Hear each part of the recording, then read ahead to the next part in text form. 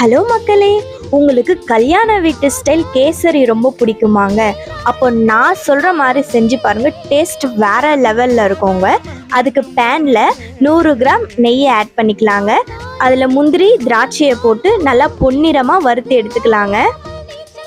இப்போது அதே பேனில் 1 கப் அளவு ரவையை ஆட் பண்ணி நல்லா வறுத்து எடுத்துக்கலாங்க. கலர் மாறக்கூடாது.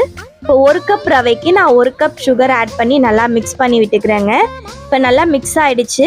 இப்போ 1 கப் ரவைக்கு நான் 2.5 கப் தண்ணி எடுத்துக்கிறேங்க. இது கரெக்டாக இருக்கும். இப்போ ரவை நல்லா வெந்துருச்சுங்க. இப்போ கலர் பவுடரை போட்டு நல்லா மிக்ஸ் பண்ணிக்கலாங்க.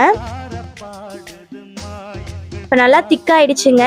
இந்த ஸ்டேஜில் ஏலக்காய், வறுத்து வச்ச முந்திரி திராட்சையை போட்டு 1 ஸ்பூன் நெய் விட்டு நல்லா மிக்ஸ் பண்ணி எடுத்துக்கலாங்க. அவ்வளோதாங்க, கல்யாண வீட்டு ஸ்டைல் கேசரி வேறு லெவலில் ரெடி ஆயிடுச்சுங்க. நீங்களும் இதை வீட்டில் ட்ரை பண்ணி பாருங்கள். அப்படியே நம்ம சேனலை சப்ஸ்கிரைப் பண்ணிவிடுங்க. தேங்க்யூ.